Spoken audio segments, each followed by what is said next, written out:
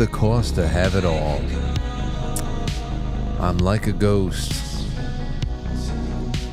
just floating here. You know, most of the songs that I have on the show are not only just awesome, great compositions musically, but lyrically, there's a lot in there. You know, on the way back home from Massachusetts on Sunday morning, I was listening to some of the, quite frankly, mixtapes and all that stuff that we have on Spotify. This is particularly on the, this is on both of them, but I definitely put this into the autumn playlist that you guys and gals should really listen to. Really sets a good tune, good tone. But, you know, I listened to the Shinedown theme song for this show that I've used since like 2011, Son of Sam. And it's not very often I listen to that song from start to finish. And it's not very often that I listen to it very closely. I usually, when I listen to it, I just want to listen to that middle bridge part because I think it's really cool. I'm talking about the theme song now. But then I started listening to the lyrics. I said, oh, this is why I picked it. This is why I picked it for this show all those years ago. You know, because I've been thinking about the theme song lately. You know, do we make some alterations to it? Do I make a couple of new remixes? Do I get my brother involved with it and say, hey, how can we doll this up from time to time? At least have some variations out there. And, yeah, I don't know. Anyway, that's all. A lot of reflection. You do a lot of reflecting on a retreat. And this weekend was really great. I'm going to save a lot of my thoughts for that, for Thursday, though, when J Gulinello is in, because there's so much to talk about. It's not even just about nutrition. It's just about being around people and doing, just getting together for social gatherings. It's incredibly therapeutic in very unspoken ways, and you certainly feel it when you disconnect from a situation like that. You go back to your lives, especially the lives that we all collectively lead post 2020. You know, post 2020, very weird place. You know what I mean? Anyway, well, I had a couple people just get in touch with me say, sounds like your audio is all messed up. Well, guess what? There's absolutely nothing I'm doing different over here. This is just my life. This is just the way it goes. Let's see here. What are people saying in the chat room? How does it sound from everybody else? Is there an issue with the sound? I just had two people let me know that they say something sounds weird, but nothing is cranked over here. I've got nothing that is that's hitting the red.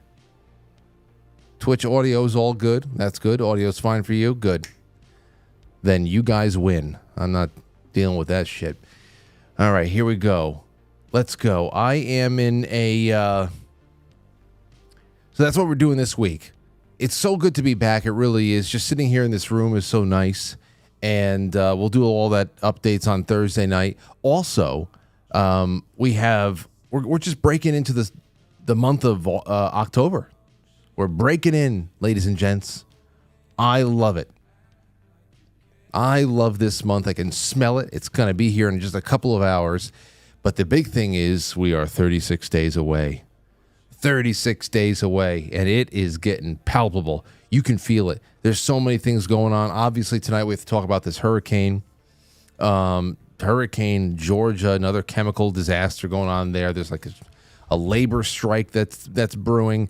All the worst people in the world continue to talk and articulate new reasons why the First Amendment and free speech and expression and unfiltered information is really just getting in the way of bringing us to some kind of new, unrealized utopian state of existence. There's a lot being rolled out there, and I want to talk about it throughout this evening and then the first half and into the second half. Sal Greco was the guest in the second half tonight to talk about Eric Adams. But Sal Greco, as it is in his nature to serve, left Florida and went to North Carolina to be a part of any kind of search, rescue, and recovery efforts that he can. I don't know how long he's going to be in North Carolina, but while he's there, there is no internet. So he got in touch with me earlier on today. He said that he probably wouldn't be able to make the second half appearance. Neither would he be able to make any of the other appearances he had today, and that he would let me know if there's any Wi-Fi in his room, but there's none. So he's there. We're going to take your calls. I definitely want to hear from people who are in the area, especially if there's any good ways for people to help. I know there's a lot of people who can't make the trek out there, but are looking for ways to help. But we're also in a state where so many charities and everything else, people are skeptical of everything. They're skeptical of who to send money to, where to send clothes, food. I don't know. So who knows what kind of calls we got tonight, but the lines will be open. I just want to sift through all of that, get this immediate. We'll push Eric Adams off to another night because, man, watching the storm move through has been pretty terrible. Pretty terrible. And then, people's reactions always add something worse to it or something better. It's always, you always see both the best and worst in humanity when tragedy strikes, and this is one of those instances here with Helene. All right, so that's what we got going on tonight. It's a Monday back. The lines will be open. We're gonna be hanging out. It's good to be on with you guys and gals, and that'll be that. We also have an after hours program. We have an after hours program that's going to be live for you tonight. What is going to be live after this show concludes? We've got the sound that the CIA doesn't want you to know about. Corbett Report, Global Digital Compact, a little bit on the UN. Also, I have another announcement. James Corbett is going to be on this show for the first time ever. I got him booked on this show for November 11th. That's going to be fantastic, especially since it'll be 7 days after, the election. I'm sure we'll still be trying to figure out who won, but or who knows what it's going to be. But we're going to be in a whole different new world on November 11th, and that'll be a really interesting conversation because I have a lot of things I'd love to talk to him about if it was just any other time of the year and any other year. But I have to keep my options open because, James Corbett can go anywhere with that. I'd love to talk to him about his old video breakdown he did on War of the Worlds, how to stage an alien invasion. I would love to. That was one of my favorite things he's done, aside from all of his 9/11 work and the complete World War I documentary, the World War I conspiracy. I love his work on stuff like that. So that's one of the latest. That's some of the latest I can give you. And yes, that's all. All right, you ready to get into the grab bag? I sure am. Here we go. First one up is from ABC News, so it's shit. Oh, it's just Jimmy Carter turning 100 years old. He's been in hospice care for about 75 years now. Now, I'm not pushing him out the door by any means. This is a test of his endurance. It's actually quite astonishing. Jimmy Carter at 100. He turns 100 tomorrow. Century of changes for a president, the U.S. and the world since 1924. Already the longest lived of the 45 men to serve as U.S. president, Jimmy Carter is about to reach the century mark. The 39th president who remains under home hospice care will turn 100 on October 1st, celebrating in the same South Georgia town where he was born in 1924. The old peanut farmer. So, yeah, he's seen the U.S. population nearly triple. Of course, a lot of that is just through government-backed invasion. The U.S. has about 330 million residents. There were about 114 million in 1924. Oh, it makes me feel like I can breathe. I can breathe again. and 220 million when Carter was inaugurated in 1977. The global population has more than quadrupled from 1.9 billion to more than 8.1 billion. There's a 0.1 there now.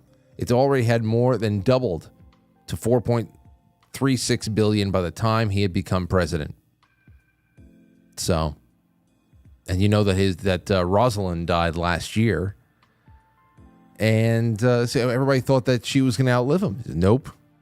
He's going to be in hospice care for another 10 years. You'll see. All right, here's another one for you. Now, anybody who has anything on this tonight, you can call in on this and anything else. But this is by way of that Mario Nawful guy. Yeah, truly. And NBC, KHOU, and News Nation. This is on the port strike that's set to start tomorrow. And apparently, it could be very costly, especially in places that are already really screwed up right now, like North Carolina.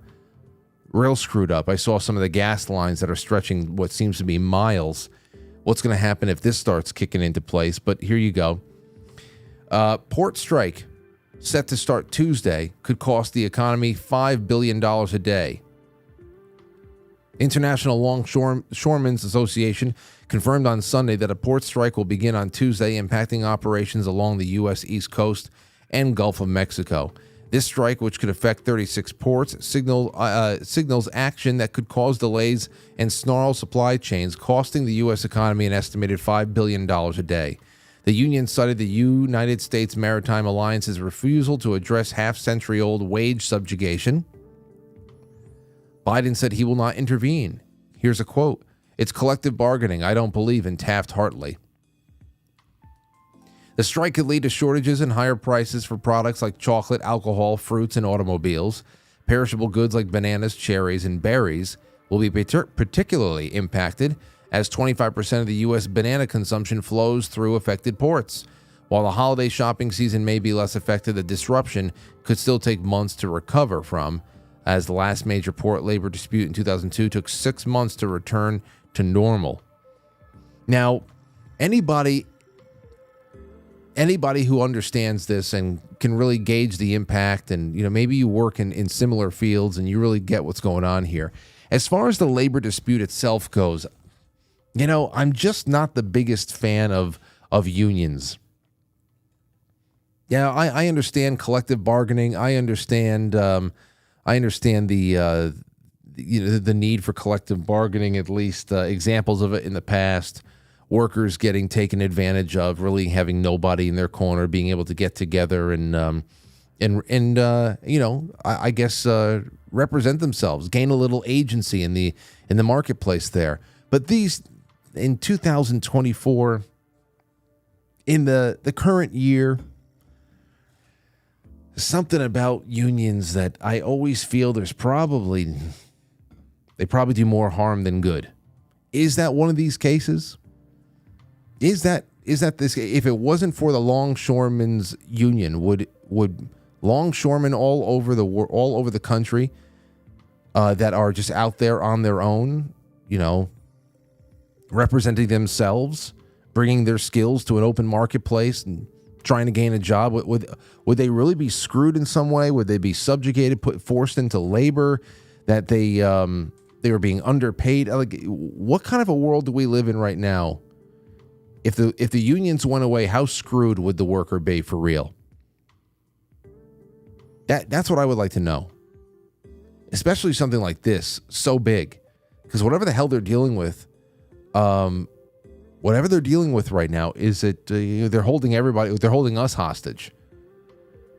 So what is the subjugation? They're talking about labor subjugation from 50 years ago. I did not have enough time to look into that, so I just leave it up to you guys, since it's not going to be the biggest part of tonight's show. So perhaps someone could squeak through on the phone lines or email me, and I'll just read it onto the record tomorrow night. All right. Oh, here's something for you that it's really rather odd. Really is. Mark Cuban, a lot of people are wondering whether or not he is, what kind of blackmail's on this guy, and why suddenly, I don't really know him. I don't know him. I know of him. I don't watch the NBA, so I know that he's a he's a team owner or something like that. He's always been like a low key. I understand he has celebrity and that he's a billionaire, but I don't watch Shark Tank, and I don't really understand him.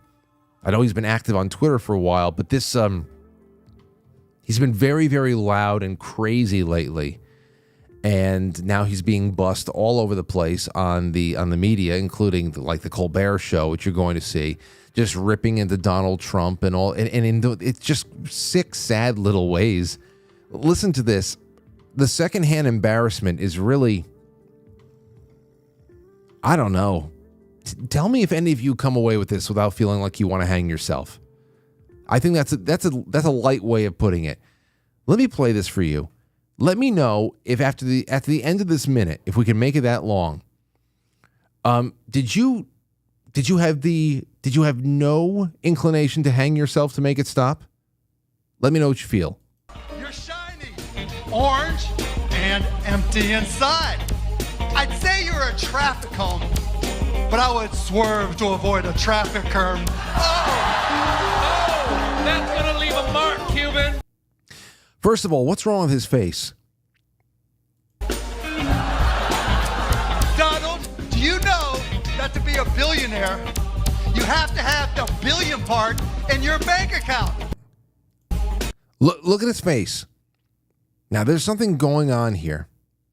I hate to do this. I know it's ad hominem. There's no substance, but there's no substance here at all. He's doing a rap about Donald Trump, how he's orange like a parking cone, but he would swerve to avoid a parking cone. Okay, so Mark Cuban said, I would avoid a parking cone. Donald Trump, I would run over with my car. They wonder where everybody being so lax with the violence these days come from.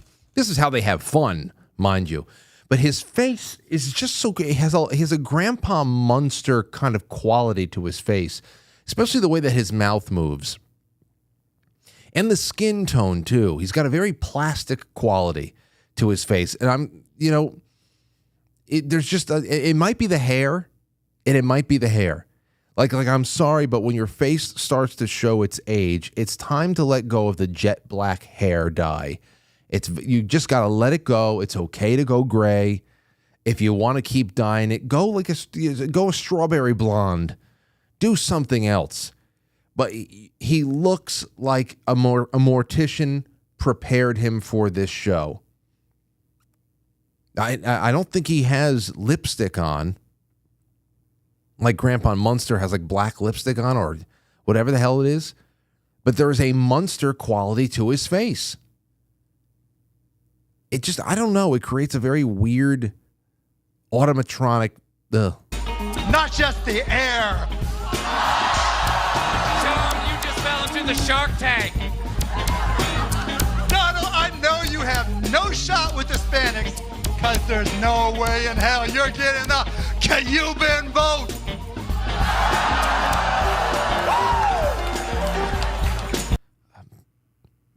I'm very close to hanging myself. Donald, the only way you're worth 10 billion is if I paid you $9.5 billion to wash my balls.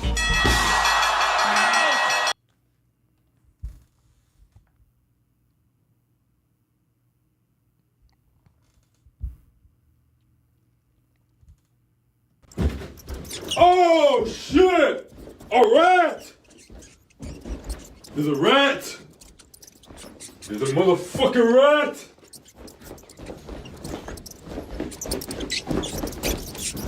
There's a motherfucking rat! I'ma whoop your ass! I'ma whoop your ass!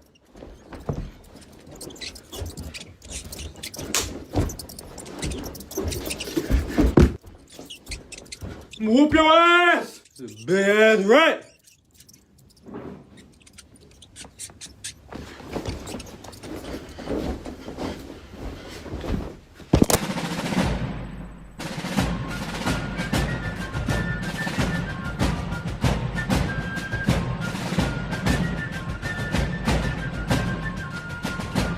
You let one ant stand up to us, then they all might stand up. Those puny little ants outnumber us 100 to 1. And if they ever figure that out, there goes our way of life. It's not about food. It's about keeping those ants in line. That's why we're going back. Does anybody else want to stay? Let's Halloween costume contest going forward.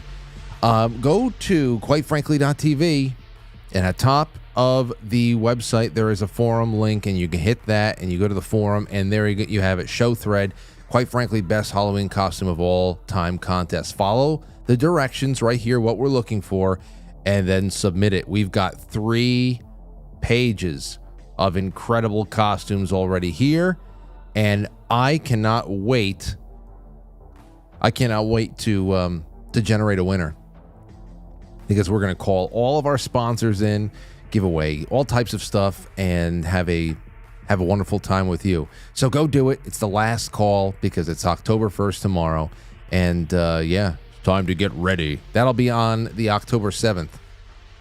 October 7th date. That's the release date for there. All right, so here we have it. Let's get to North Carolina, because this is the mainstream reporting of it.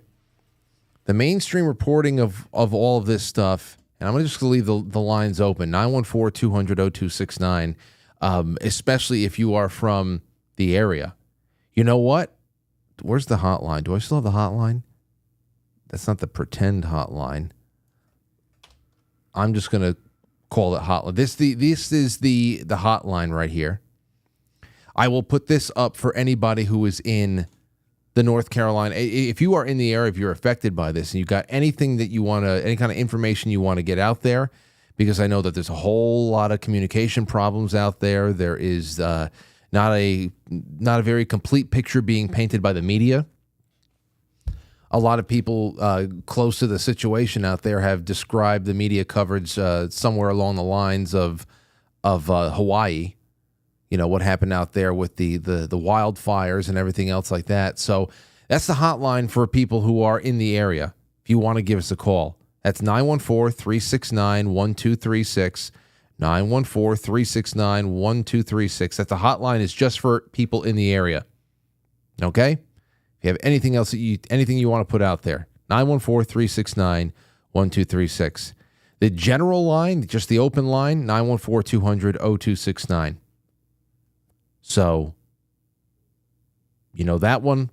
Hopefully people in the chat room, you can remind each other of the open line, and we'll just keep this one going. Let me read a little bit of this before I'll keep the hotline up on the screen for a little bit while I read through this. Here's from Yahoo.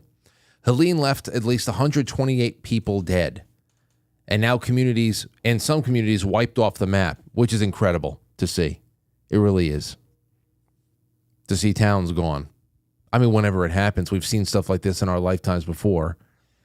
But now survivors are struggling to get food and water. Very hard to get in there.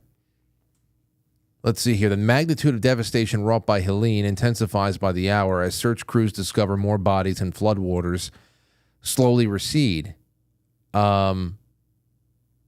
revealing more neighborhoods obliterated by the storm. Now, they're saying 128 people dead over here after it made landfall in Florida as a Category 4, but almost 2 million customers still don't have power, and countless families have no idea where their loved ones are and whether or not they survived. As Helene's rampage shredded communication infrastructure. Keep that in mind, because we're going to keep that, we got to talk about that later on. A little bit later on in the conversation. We had left off last week on the importance of radio as a medium. And here we are. A great example right off the bat. Most of North Carolina's 56 deaths happened far inland. The Buncombe, I think that's how you say it, county, at least 35 people were killed, the sheriff said on Monday. The county includes Asheville, the scenic mountain city now engulfed by murky brown floodwater. I actually have a couple of people I should get in touch with, to be honest. But here's the thing. You're going to get that stuff. You say over 100 people dead from any kind of a storm is horrible, a horrific thing as it is. But what is coming out of other other places that are reporting on it that are not Yahoo or anything else. So we get things like this. People from Asheville that are getting word out to others on social media have reported that the hospital can no longer sterilize equipment out there, that there's so many bodies in cars that you cannot count, that there are bodies just everywhere. Bodies are being pulled from the trees, that there's no aid except rescues, that there's a 100 times more, it's 100 times more dire than Katrina. I've heard a lot about this. That very specific comparison, that has hit harder than Katrina. Rescue hasn't even started in most areas. This is as of, let's see here. Governor Roy Cooper is doing nothing but sent 500 reservists. Zero federal help there. Last night, CNN cut off Asheville's spokesman when she started to criticize the response from Roy Cooper and Biden. Death toll from Katrina, it was about 1,600. This will be way past that. There are thousands missing. Now, these are reports that are getting around and being passed around, and people are putting their names, their reputations, their faces to it. But that's one thing I have seen from quite a few people. There's a few things in there that are going around, and they're pretty consistent. That this is going to probably dwarf Katrina's death toll, which sounds, I don't know. It's nightmarish. Let's take some calls. We already have them coming in. From the hotline, you're on. Go ahead. Oh, hold on. Hey, Frank. Hold on 1 second. Let me turn this music off. I didn't know it was on. Go ahead, sir. Hey, Frank, this is Jake's play. I sent you some stuff on Telegram, but usually I call in and want to slap your butt cheeks and tell you everything's fake and gay. But this stuff in North Carolina is pretty bad. It's whole towns, communities are wiped out. So where are you?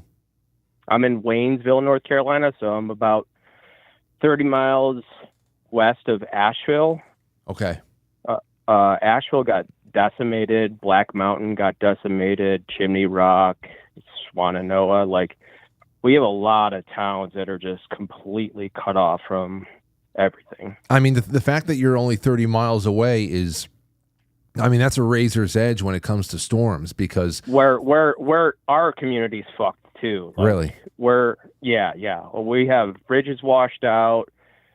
We have Bethel and Caruso, we have a lot of small communities that have like a gas station, yet are, just little rural communities that have nothing.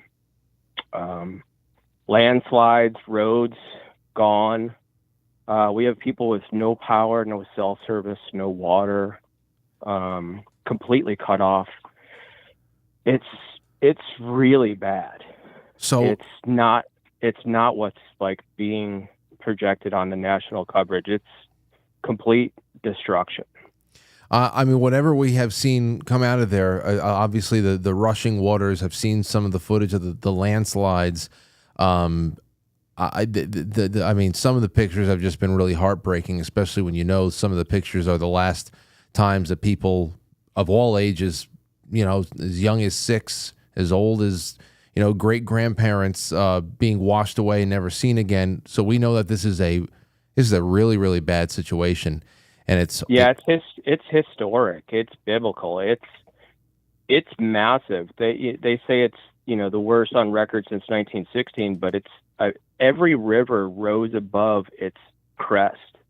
Every river, and for 25 counties. It's not just Waynesville or Haywood County, Buncombe County, Clay County. It's every county in Western North Carolina. It's completely cut people and communications off.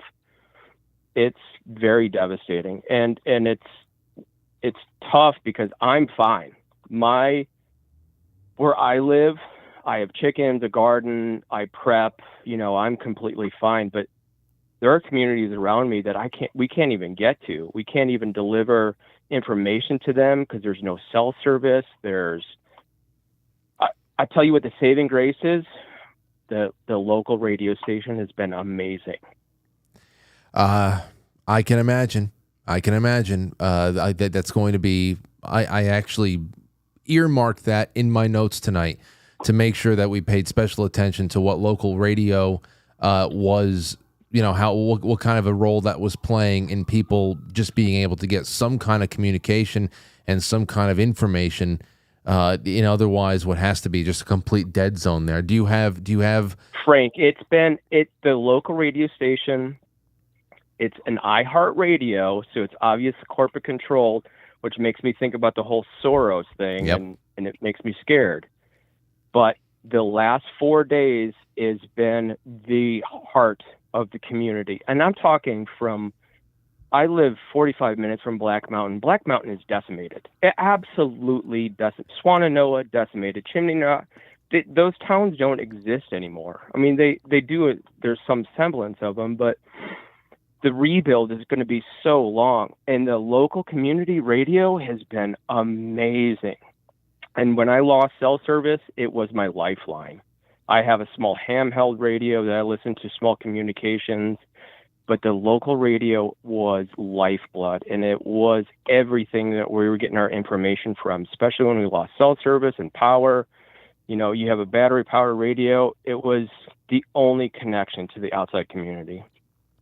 Well, listen, you also have this show. Obviously, it requires power and it requires data coverage to be able to. Yeah. I know. That's why my ultimate dream would be able to reach some of those. We can't wait to get you on a small radio on some transistors. I know.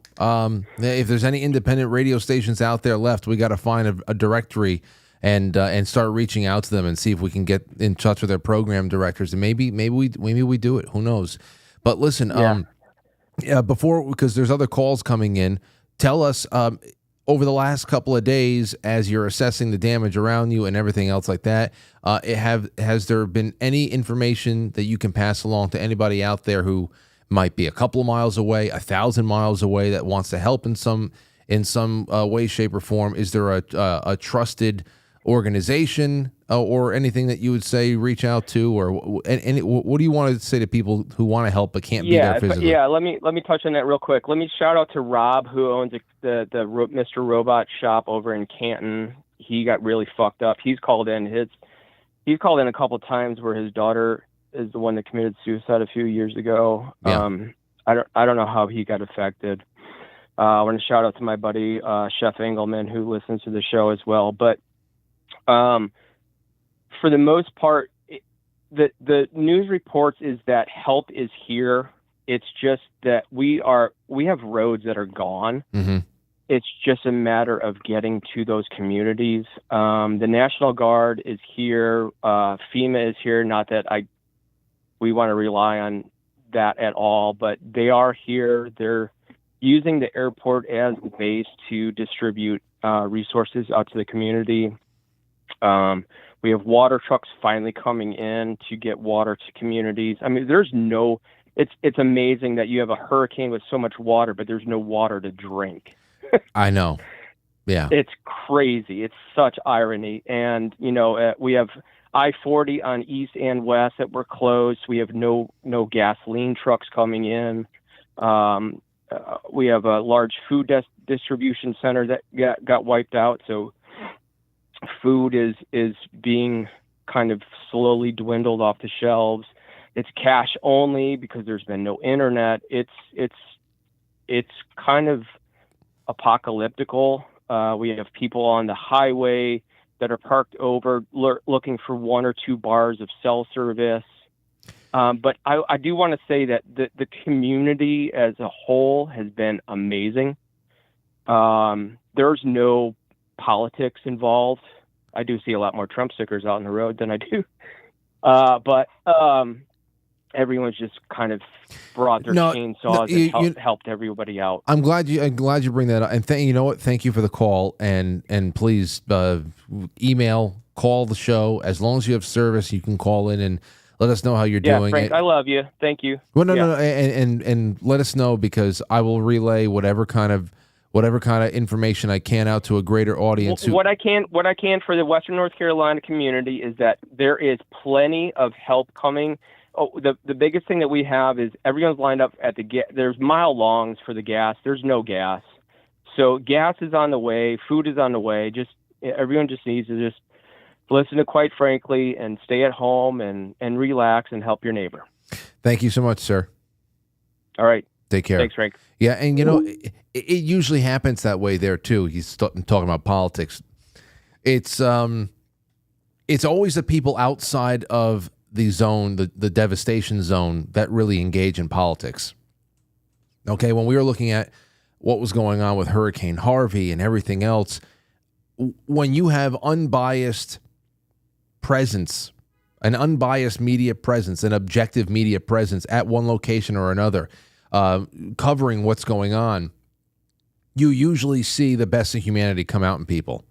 Now, the worst of humanity also comes out as well, but I don't think it's not nowhere near as expressed as the best, and people trying to help each other, because it's all gone. There's no more pretense for anything. That's it. It's just life and death and humanity. So you see people, black, white, Hispanic, ethnic backgrounds, pulling people into rowboats, doing, passing food and water around each other. Who knows how they all vote? It doesn't matter. Usually the people who are always bringing politics into this are those who are in very safe, comfy, cozy, billion-dollar network studios many miles away. And we've seen that. And then some of their little, their lower level junky toady types out there that'll say things like, well, this is God's revenge for denying climate change, and this is karma and all. Please, those people, they're just trash human beings, and they have a little bit too much time on their hands. But when you get thrown into the mix like this, we usually end up seeing what really separates the wheat from the chaff here. Okay, 914-369-1236, or you can call in the first line, 914-200-0269. 914-200-0269. So heard about that. The roads are gone. I've seen so many bridges just wash away too. Now, one thing I did hear, and I did not see any kind of update on, is whether or not there was a couple of key dams that looked like they were about to break. At least that's what the reporting was. People were worried that a couple of dams were going to break, and you know what that means for everybody downriver. But I haven't heard anything about that. And another thing I heard, I was being filled in on, is that prior to the arrival of Helene, there was already a lot of water coming. There was already a lot of rain coming down. So this just like one compounding on top of each other just created these, Armageddon situations. So let's take a call. All right, 512, you're on the air. Go ahead. Frank. Hey. Dude. I've been listening to you for years, and I was going to call in a couple months back because I'd moved from Nashville to East Tennessee. I'm like maybe 15 minutes from the border in North Carolina. Mm-hmm. And I moved into a holler, so I'm at 4,000 feet.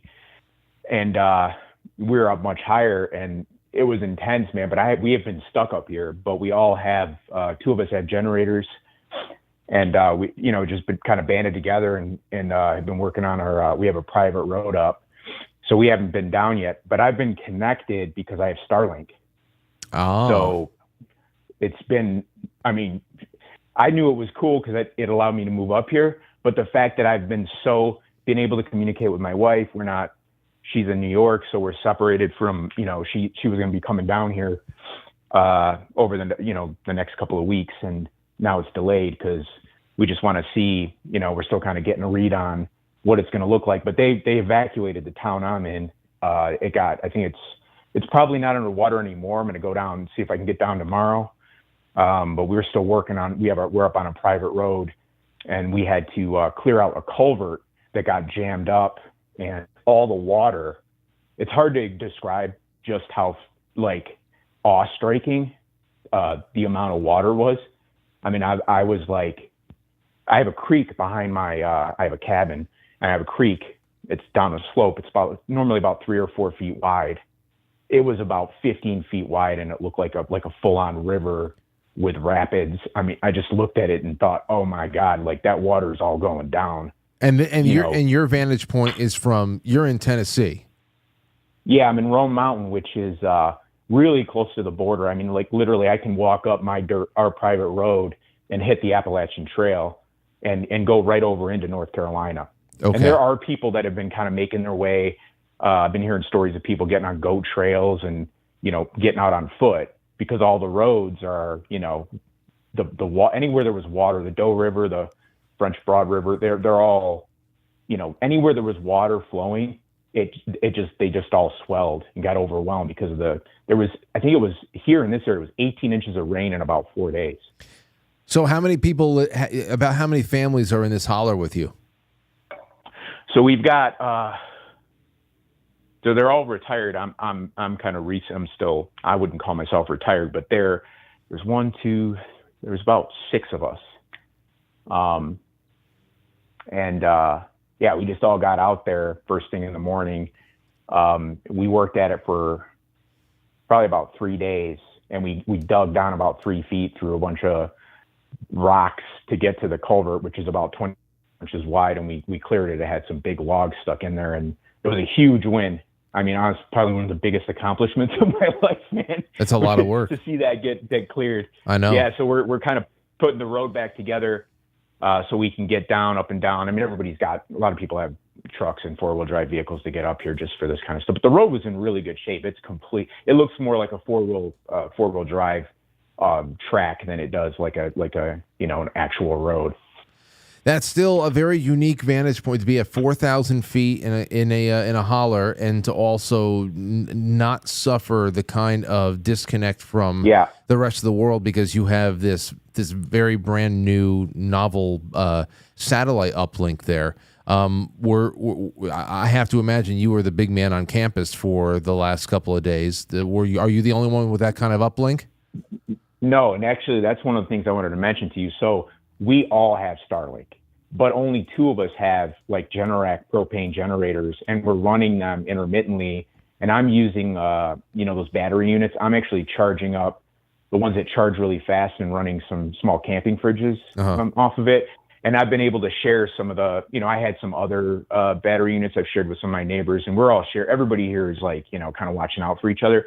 But the difference is, like, I would say that my lesson, I've always been kind of a prepper, and just when I lived in Nashville, I was always ready waiting for some kind of an event like this. So all of that stuff's coming in handy now.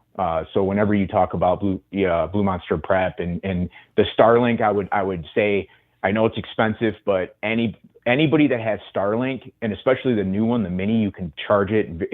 You can power it very easily. It is like life. It's a lifeline. Yeah. Because even if you get cut off, right? Like all the cell towers got destroyed. So yeah, radio is great. Ham is great. It's perfect for emergencies. But having Starlink and being able to get on like Twitter or X or any social media. I mean, I was on Telegram. Like, I guess the gist of my situation is having the generator, having like these, EcoFlow units, and then having Starlink, and just having dry food stored like that. Like, my life has not changed much, which is really crazy, because the contrast is, I go east a few miles and it's a war zone. So it's just a huge contrast. It is a big contrast. And, what I've gotten from you and the last caller, and I'm sure we'll get a few more. Is there anything else? Okay, well, I guess here's how we'll end this call. Is the same thing I asked the previous caller. I know you've been pretty isolated where you are, but self-contained and you're pretty sustainable over there.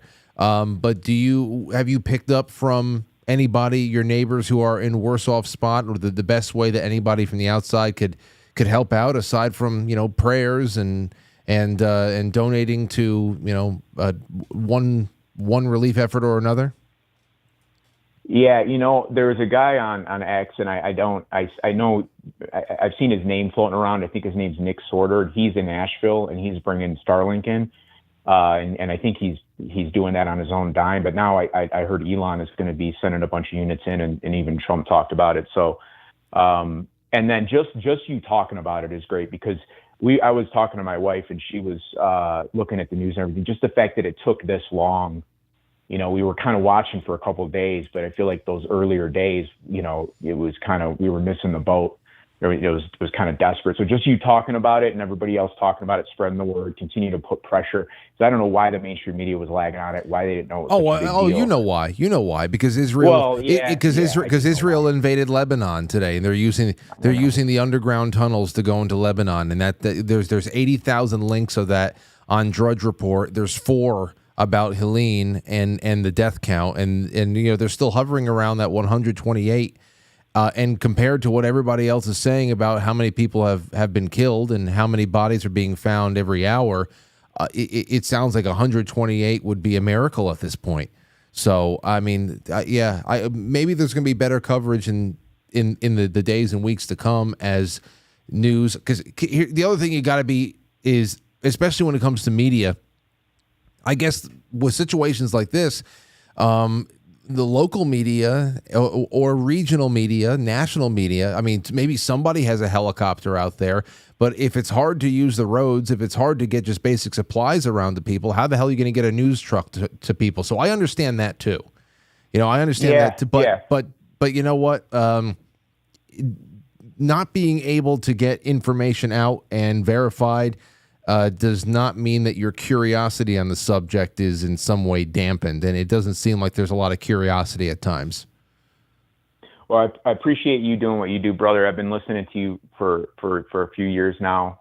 Really kind of found you and started listening to you before COVID, and I've been meaning to call in and tell you, like, I appreciate the sanity and your kind of grounded take on things, and really appreciate what you're doing. Appreciate all your work, and appreciate you doing this right now. I think the timing, is perfect, and helping get the word out and just bring more attention to it. That's awesome, and keep doing what you're doing. I really appreciate it. Well, thank you, and please send my best to everybody over there. Send my best to your wife. I know that you guys are apart right now, but send my best to everybody at the Holler, and keep up the good work, and keep your head on a swivel.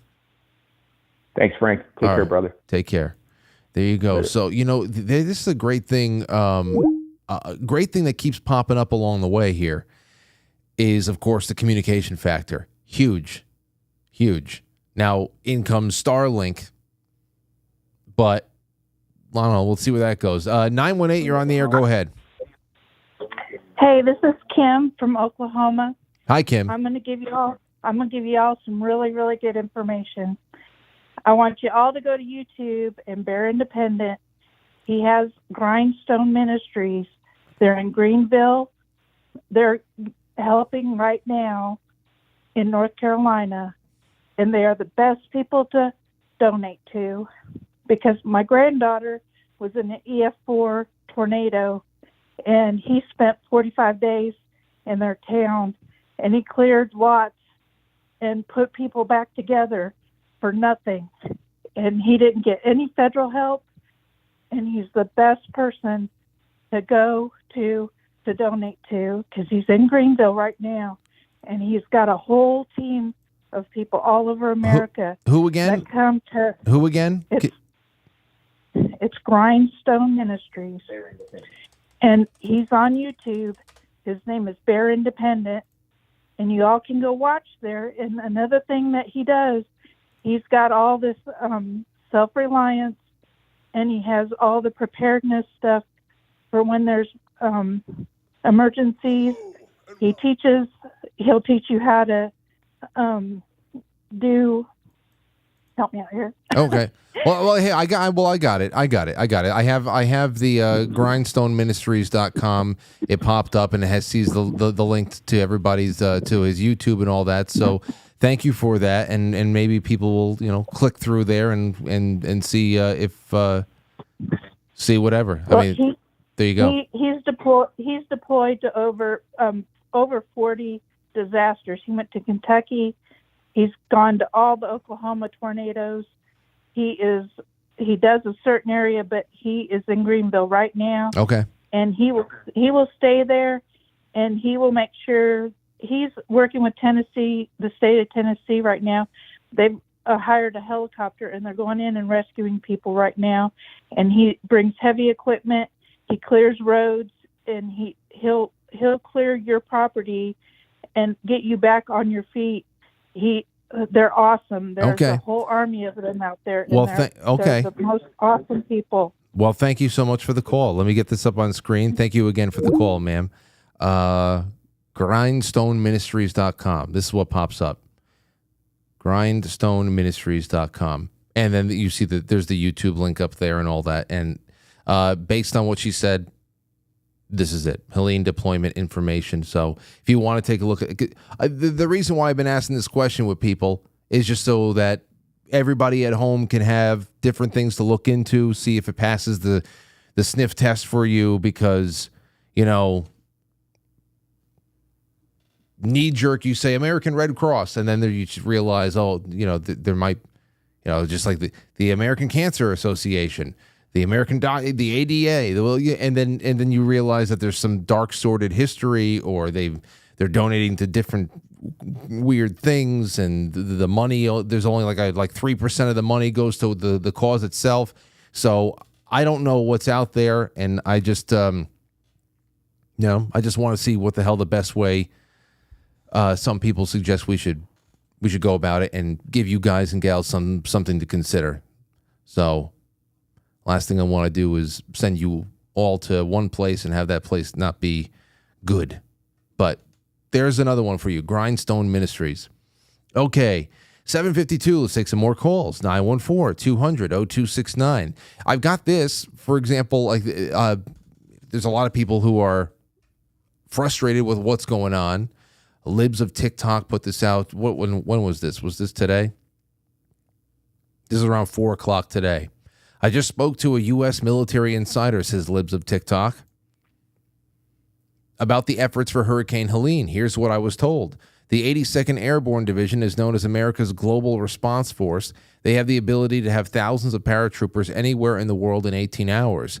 They provide combat capability, but also helicopter airlift, stand-up hospitals, and other support. They responded to Hurricane Katrina in New Orleans. The 82nd responded overnight to fly thousands of Afghans out of the country during the withdrawal. Less than 1/3 of the entire division is on the global alert status, meaning that there are thousands of members potentially available to render aid with a simple command.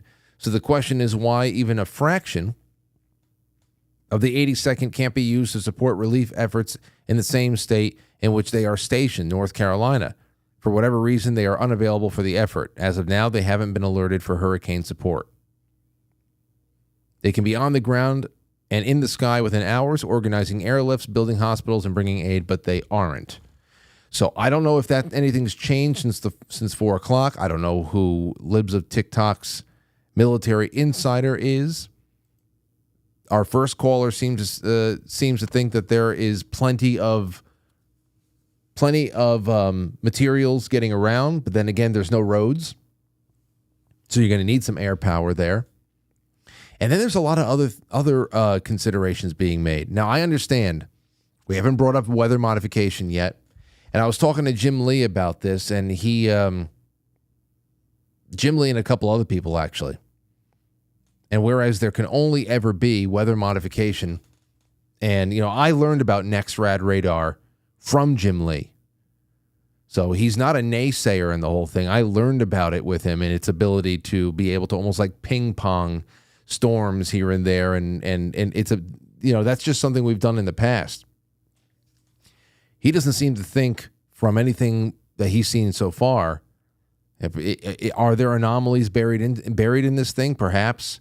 We know that there are geoengineering operations that are going on all the time, but nothing seemed to trigger his radar of shenanigans. Same with Brooks Agnew, and I got in contact with a couple other people. But we'll see what happens after a little bit more analysis is done. At this point, it doesn't matter. It's just about human, rescue efforts. But there's other things there too. People have pointed out the fact that that North Carolina is all the resources there. What's going on? They say whether it be the high purity quartz there for semiconductors, that is going to be impacted by the hurricane.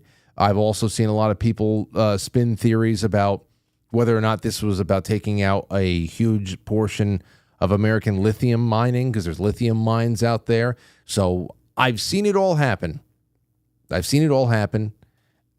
I've seen it all, get published and taken it all in. We'll see where it goes from there. But at the same time, I'll just put this into the mix here before we go on our little break. At the same time, in Georgia, which got hit pretty hard as well as it's making its way up through the Florida Gulf, we had this that's developing at this time too. Part of Georgia City, evacuated as biolab fire, creates dangerous and unpredictable situation, as reported by the Western Journal. A Georgia community has been evacuated after a fire at a biolab facility sent a massive plume of smoke into the air. The northern portion of Conyers, a city of 17,000, was evacuated, while residents of Rockdale County, which surrounds the town and has a population of about 100,000 people, were ordered to shelter in place. In the best interest and safety of the people and all the citizens, it's recommended that business close operations until shelter in place is lifted, county officials said in a news release posted to Facebook. Schools in the area are also being closed on Monday. And it's huge. It's a big one. Like here, I got these pictures that were posted by Stu Peters. But just look at that haze. And look at all this. You think about East Palestine in Ohio. You think about the stuff that we were going through in late winter of last year. Residents report cloud smells like chlorine and that birds are dying. Then, the not for nothing, but the Mets and the Braves played a doubleheader today to decide who was going to fill out the last of the playoff picture for the Major League Baseball. So there's that. It's crazy. Large fire at a biolab in Conyers. Now, how did that happen? Reports suggest that Biolab Industries had a fault in a sprinkler system and water hit some chemicals. That's it.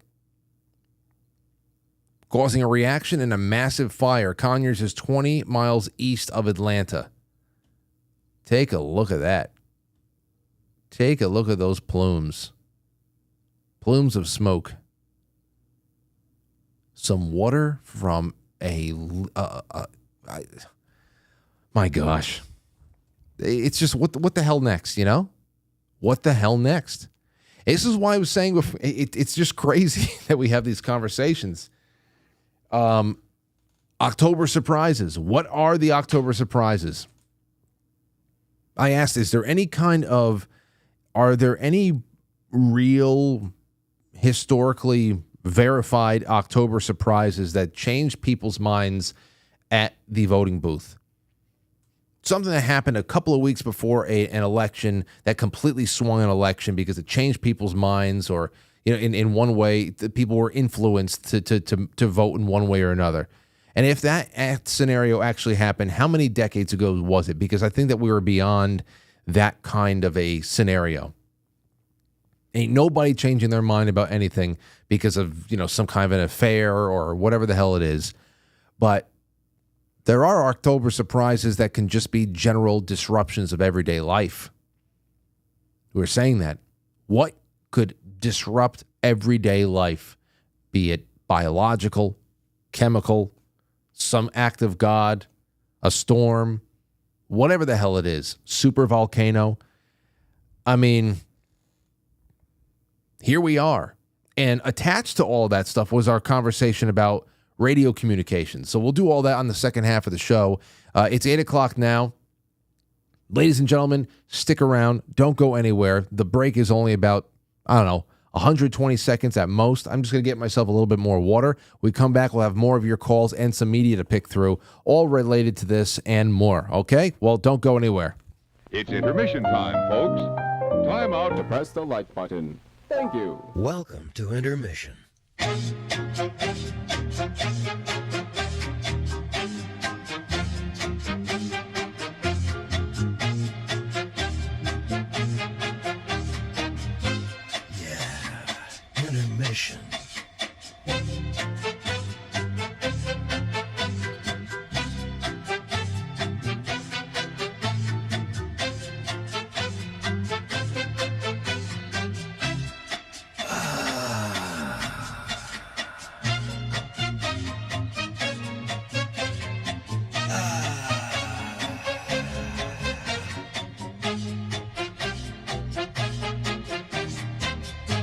You are now entering, quite frankly. Quite frankly. Quite frankly. Quite frankly. Quite frankly. Quite frankly. Quite frankly. Quite frankly. Quite frankly. Quite frankly. Quite frankly. Quite frankly. Quite frankly. Quite frankly. Quite frankly. Quite frankly. Quite frankly, guys. Quite frankly. Quite frankly. Quite frankly. So everybody watch. Quite frankly. With Frank. Are you?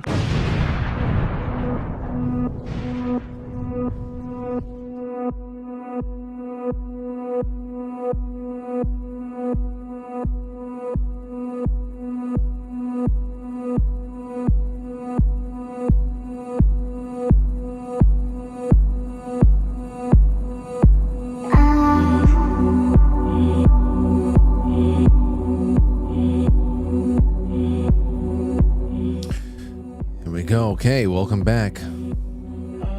I just got a little message on Twitter. Mac Attack says, yes, Frank, just water and chemicals can start a fire. Hazmat tech firefighter here in Virginia. Oh, I understand, sir. I understand. And I'm not very experienced in that respect, but I know enough to know that just water added to oil, you know, you see what happens, what you can do to a house or a backyard if you drop a not completely thawed out chicken into a deep fryer. You know, any part of that turkey is still a little bit too cold, a little too frozen. You drop it into that hot oil. I know what kind of explosions can happen. So I wasn't saying that's impossible. I'm just saying what else? What else? Just looking at the size of the burn off and how it just masks the entire sky. Then there you go, a fault in the sprinkler system, and all of a sudden you have that up in flames. Air quality surveys revealed that harmful irritant chlorine, which was detected in the air emitting from the incident located of biolab. For everyone sheltering in place, the best practice is to turn the air conditioning off and keep windows and doors shut. Man, I remember around 2002 over here when we were still really going through all of the Al-Qaeda, they're going to get us routines. That was one of the things that we sold a lot of at the pharmacy that I worked at. The pharmacy I'm at Laurinette. The little mom and pop shop, we sold a lot of batteries between 2002 and 2003. D-size batteries, AA's, AAA's, whatever the hell it is. C's, all of them. A, B, D, C's. Sold them all. We also sold... I think because they told people to get garbage bags and duct tape. Get that duct tape and get the garbage bags and make sure you seal off your windows, and then pop some potassium tablets to make sure that your lymph nodes are a little bit more protected from the radiation. We were going through everything over here. Everybody had a couple extra bags of black plastic and all of their duct tape, and that's just the way we were living for a while. As if that was, don't worry. Daddy put the bags over the windows. We'll just sit here in the dark for a couple of days and everything will be fine outside. All the matrix outside. So it almost makes you appreciate. Does it make you appreciate how long we've been going through this? The disaster cycle, where we've heard all of these things before. At least we're not being, I guess it's been more ridiculous in the past. I know many of you elder statesmen out there. How many of you went through the under the desk Cold War drills? There's a nuclear attack on the country. You're going to go underneath your little aluminum desk. What does that do? But yeah, plenty more on the agenda here. 914-369-1236 is the hotline. I just left that up on the screen because I'd like to prioritize some local calls. But if you are anywhere else, call in. 914-200-0269. Here's a general call. Kerry, is that you? Yes. Hello, Kerry. Welcome to the show. Hi. Well, actually, no, it's not Kerry. Kerry's my husband. Oh, hello. Hello. My name's Mandy, and I am just going to say that the bullshit in Atlanta, that happens every few years. Okay. With that pool chemical company, that's why it smells like chlorine. And it's just, that happens. To this magnitude it happens? Huh? It happens to this magnitude, or is this at least, is the size of this particular fire anomalous? Not that I'm not 100% sure on that, but I just know that plant catches on fire every few years. Like some bullshit happens and it catches on fire. Like somebody does something stupid, or the sprinkler system malfunctions, or, whatever. But this is not a rare occurrence. Okay. I mean, like, Atlanta's clear now. You can go through there. It's not a problem. Oh, this is already all cleaned up? As far, not cleaned up, but like as far as air quality and people being told to shelter in place, it's good. Okay. Well, thank you. Well, thank you for giving us that. Like, I live in Georgia and I work out of Atlanta as a truck driver. And all I have to say is all the bullshit in Asheville is terrible. That's a beautiful place. I drive through it a lot. It's gorgeous. And I hate that those people are going through it, and I wish the best for them. Well, I appreciate your call, and thank you for giving us the update for where you are. And I'm sure, any little bit with the even just the prayers and the thoughts, it amounts to something better than it was. But thank you for the call. Yes. Love your show. Have a good night, Frank. Well, please call in again. Thank you so much. Man, if that is a regular occurrence, then start firing people at least if you're not going to, pull the deed from the owners over there. Jeez. That was huge. All right, let's get to some super chats over on, there's only one on Rumble. 925 Wild G, we got about almost 2,000 people there. You want to get some thoughts on your air, you want to send some prayers, and whatever the hell it is, you can use the Rumble rants. In fact, I'll tonight, whatever the hell I get in Rumble rants and super chats, I'll just bundle up and I'll send it to that guy. I don't know. I'll donate it. Maybe I'll match whatever the hell people send in. I don't know. But I know I'm just sitting here. I'm keeping the lines open, talking to people, and just trying to get an understanding of what's going on, especially since we're knocking on the door of so many big days ahead of us. But there's just so much suffering going on very close to us relative to what's going on in the world. You think about all the money and all the efforts that goes into Ukraine. Anytime something happens, the solution is usually giving Ukraine or Israel billions of dollars more. And here we are over here, and it's not even like the biggest headline. Thank you, Robert Sarnes, over on QuiteFrankly.tv. C. Blanche, Doug Simmy, Delona, Brew Bark. My firstborn turned 46 today. Happy birthday, Erica. Wow. I got to tell you, it's not a subject for tonight, but we got to talk about it. It definitely came up for me a lot over the weekend in Martha's Vineyard. I'm so happy that Aurora, she kicked whatever the hell she had, some little cold that she got last Monday. Gave it hell, and by the time she went to bed on Wednesday night, she was feeling good. And when she woke up Thursday morning, we took her temperatures. How do you feel? Good. And then we packed her up and we went. And we proceeded to have a wonderful time. But the entire time up there, I was always reminded about the not to sound like Harris over here, but I was reminded of the passage of time. I got this 4-year-old kid with me, not a 4-month-old baby, a 4-year-old kid with me. And next year, that kid's going to be gone. It's going to be another kid. One I'll love just as much, if not even more. And, we had some family that was actually there. My cousins Sherry and Dave came out to the retreat, so they got a lot of time with Aurora. So did many people. Aurora just, made a lot of friends. But, there was just a lot of stuff there.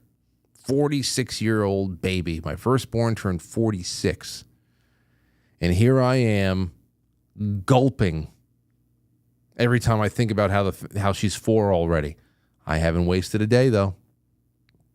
Doesn't make it any less painful. every time she wakes up and she's an inch taller. But happy birthday, Erica. From Brewbark, your parent. Thank you, Delona. Matt, 1776, over there at Pild, says thoughts on the VP debate. Oh, I heard about that. When is it? Is it tonight? Is it tomorrow? I forget. I heard about it. I won't be watching it. Tim Waltz is a fucking clown. He is I don't know. He is like a caricature, a political caricature from like 1996 or 1994 on Saturday Night Live. I feel like they would have given him to Chris Farley or something like that. Just ridiculous.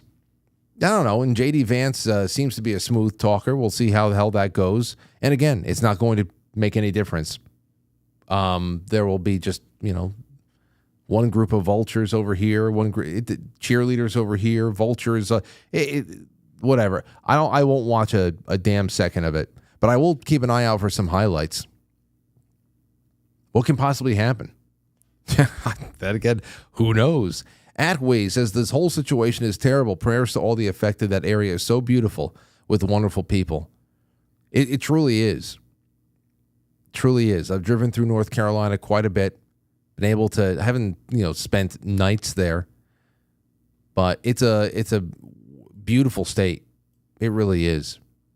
And I got to start making the rounds. I have a couple people I just realized I have to get in touch with to see what's going on with them. Because I think they might be near Asheville.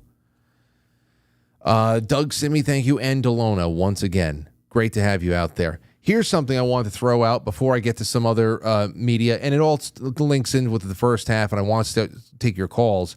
If there's any little thing, a little side story out of the last couple of days that maybe there could be a happy ending. I got this sent to me. 87-year-old Marine veteran from Western Pennsylvania had his car stolen from a parking lot out of a Tractor Supply store with his beloved dog, Lucky, that was inside of it. I think I have the picture. Where the hell is it? Hold on. Here's Lucky. Okay? A 10-year-old Airedale Terrier. The suspect was eventually apprehended after a dangerous police chase in the Carolinas. But the dog was not inside the vehicle. The suspect, middle-aged white man, was seen on surveillance camera in recent days with the dog. The man claims he left the dog, Lucky. He let him go at a rest stop somewhere between Myrtle Beach and Nash County. The reward is up to $5,000 if Lucky is found alive now. This is what it looks like. Now, I understand that there's going to be a lot of displaced pets out there. In those areas, in the Carolinas, especially in North Carolina, I know there's going to be a lot of displaced pets, but listen to this guy, just kills me. An update on a story we've been following all week. The man police say stole a car with a Westmoreland County man's dog inside is now behind bars. Deputies arrested him along I-95 in North Carolina. Hey, let's listen to him. Willard March sums up the past week in a single word. Hell. That's how long it's been since the 87-year-old's car was stolen, with his dog Lucky inside. It's like a big empty hole. And he filled it. And it's getting deeper and emptier every day. Today, news arrived.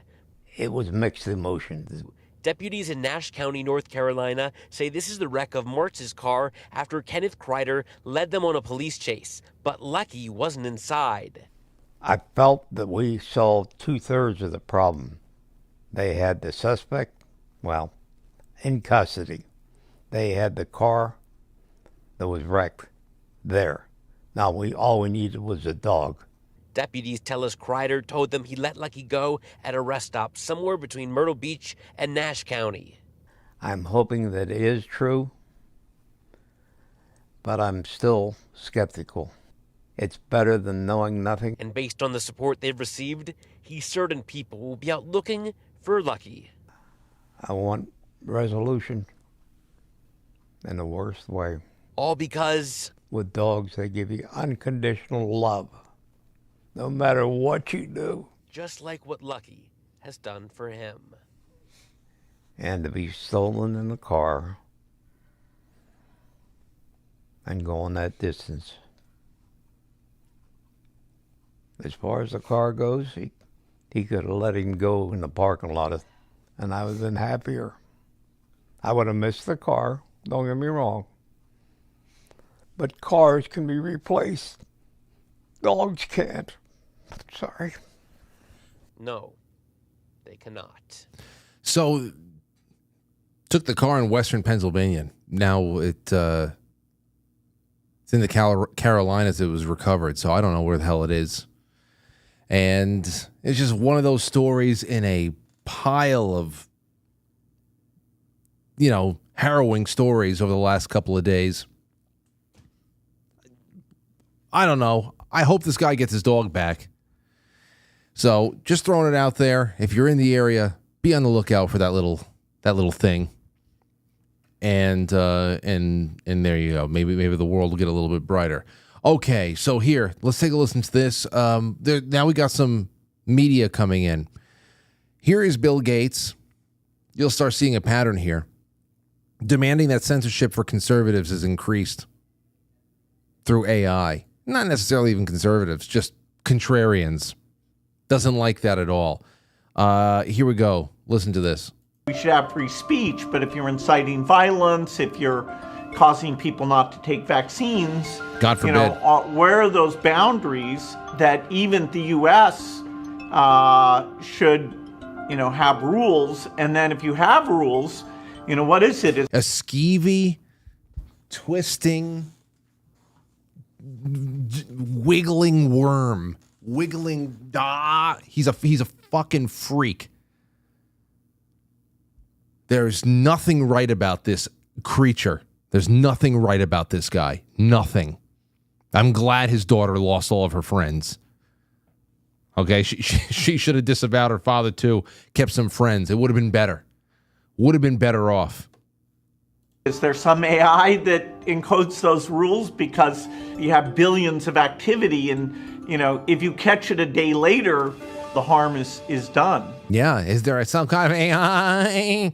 Some kind of AI? Oh, I'm sure you bird man freak.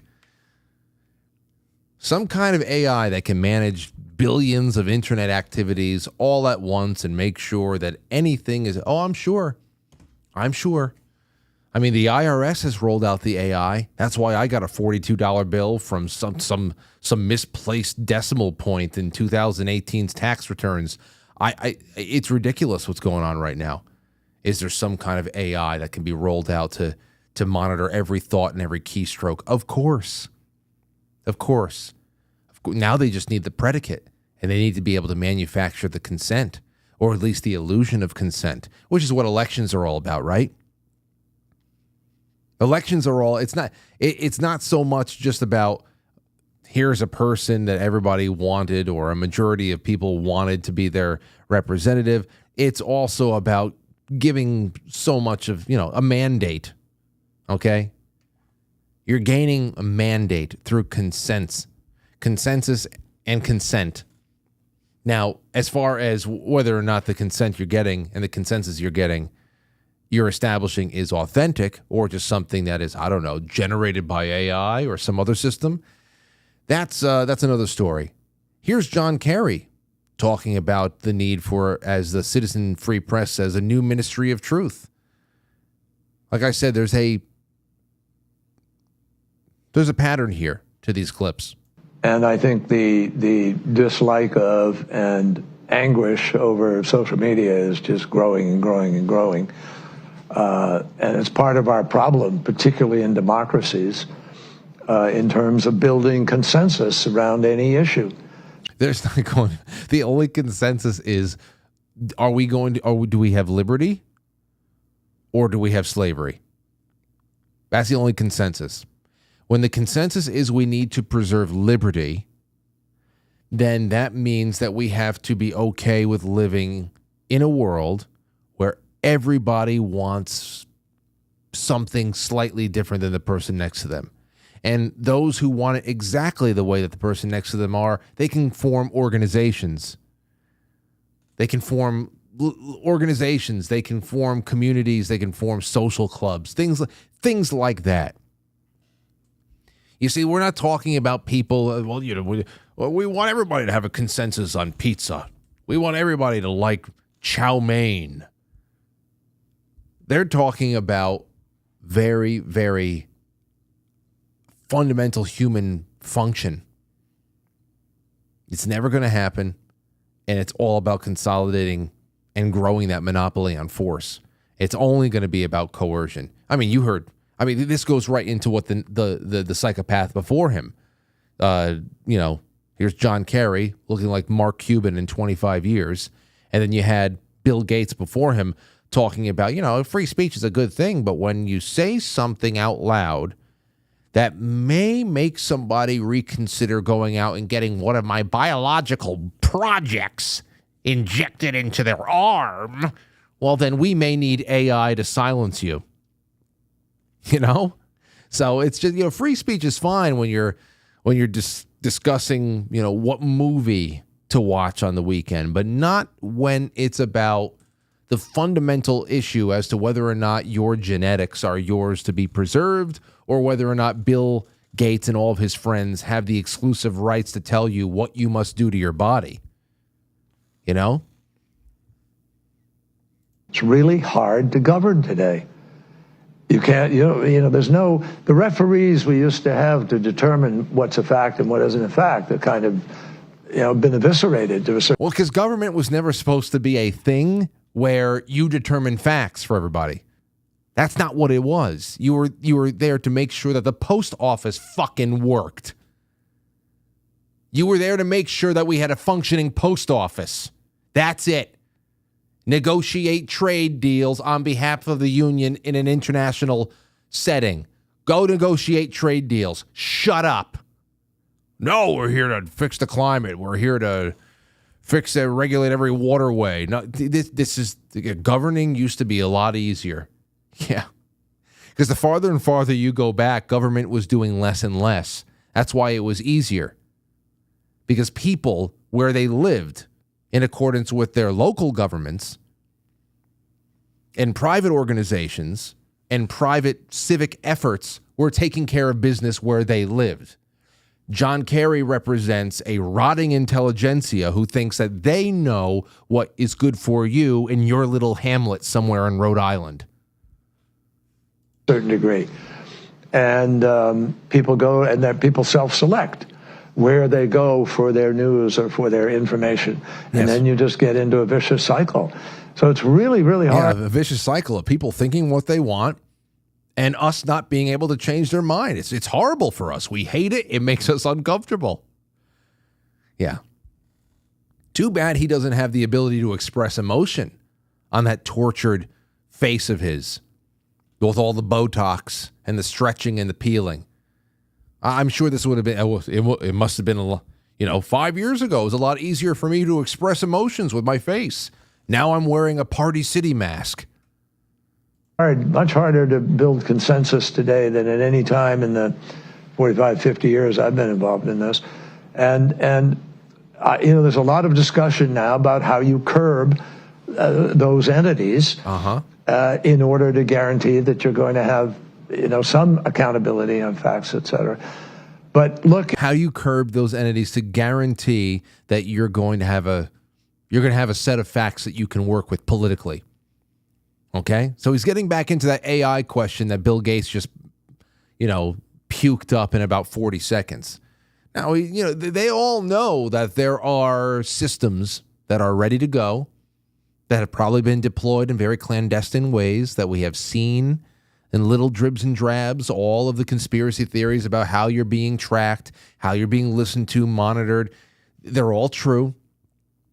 It's just that when they're revealed to us in very soft ways, people don't really put two and two together. They're just happy that the technology exists. I'm sure every leftist dupe, every dopey person out there who bought the January 6th, Bay of Pigs narrative was very happy that whoever the hell was out there monitoring the real-time swarming cloud of cell phone data that they can track along the city streets of Washington, D.C. that Jake Tapper was reporting on the day after the mosh pit. I'm sure most people were just like, wow, look, you can see they're going from the Trump speech right to the Capitol. This was an angry mob of rebels. Nobody was saying, wait a second, how the hell did they get all this surveillance? How'd they get all this data? Every last dot on that graph is a person with their cell phone? Can they do that to me? Oh, no, they're not going to ask. They're not asking that. They're not asking because they're grateful that it was done to a bad person, to all the bad, irredeemable people who showed up to the Capitol that day. Okay, they're just happy that it happened to them. They wonder like how selective is this technology in being rolled out. Not selective at all. Not selective at all. The reporting is selective. That's it. Everybody's getting screwed by this. If people go to only one source and the source they go to is sick and has an agenda and they're putting out disinformation, our First Amendment stands as a major block to the ability to be able to just hammer it out of existence. So they go to wait. Listen to this again. Listen to this again. About how you curb those entities in order to guarantee that you're going to have some accountability on facts, et cetera. But look, if people go to only one source and the source they go to is sick and has an agenda and they're putting out disinformation, our First Amendment stands as a major block to the ability to be able to just, hammer it out of existence. So that's literally the mainstream media. He's describing a situation, all of these freaks are, where people are getting information from all unapproved parts of the internet. Now, there's a lot of bullshit out there. But getting centralized bullshit is what they miss. Those are the good old days when governance was a lot easier. John Kerry, remembering governance being a lot easier, went hand in hand with media being a lot more consolidated and a lot less decentralized that we have right now. The fact that he completely flipped the argument that he was trying to make by comparing the new media to everybody running to one solitary source, and that source being sick and not being able to hammer that out is incredible, because that is the way it was, and we are hammering that out, you and I. We're hammering that out right now. He doesn't like getting hammered. You can tell by his face. It's been complete mashed potato face, this guy. Look at that mashed potato face. You don't like getting hammered, do you? You sick Party City mask freak. And then we have, where is she? Where is she? Bring her to me. Hillary Clinton.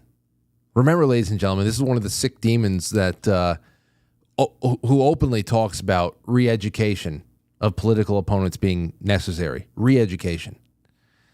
And she has a lot to say about disinformation as well. And then how there's going to be some kind of an October surprise, a full court press, she says. She's sitting down with PBS. Take a listen to this one. You liken yourself to Cassandra, the Greek mythological figure who could see the future and the prophecies, but was never believed. Putting that Cassandra hat on for the moment, but we're listening. What is something you see happening in the near future that we should be taking more seriously? I'm going to kill a lot of people. Well, I do think that the press needs a consistent narrative. I mean, the press that's not supporting Trump blatantly, very persistently, the press that's trying to be the press, be objective, be, reporting the facts. The press needs a consistent narrative about the danger that Trump poses. Oh, they had a consistent narrative. That's why he's been, the multiple people have tried to murder him so far, and other Republicans and Supreme Court justices, and made life made very uncomfortable for anybody who is openly not part of your cult. I mean, how much more consistent can the narrative be? Seriously, what did she want? What does she want? Because people may still look at the danger and say, I don't care. It doesn't affect me. I'm going to vote for him for X, Y, or Z. But okay, but at least people need to be woken up and given the facts about what he has done, is saying, and would do. And I anticipate that something will happen in October, as it always does. The Russians, as I said earlier, are very active in this election. We know the Iranians are active as well. Chinese uses TikTok, or they certainly did against Biden and for Trump. I think they're a little less pro. They've got the whole axis of evil laid out. Trump, Russia, the Iranians, China. Man, this is good. Trump right now. So you look at where people get their information, and they get their information largely from social media. And so the campaign is doing the best job it can to combat that, combat both domestic and foreign false disinformation. But I anticipate... False disinformation, that must mean that it's true, right? It's a double negative. False disinformation would mean that it's true information. So she's true. It's true what she's saying. They're trying to kill truth. There will be a full court press in October. The digital airwaves will be filled. And why does that matter? Because the press that is pro-Trump anyway, which is social media, oftentimes stories are put on digitally that then are picked up by, let's say, at Fox and others. Yes. The mainstream media sometimes picks up the crumbs from what we are doing now. It's not the other way around. They're inconsequential. And Fox is no longer that I don't know. It's no longer that boogeyman. I hate people who still, what do you, stop watching Fox News, shill. Like, ugh. Man, playing the greatest hits over here.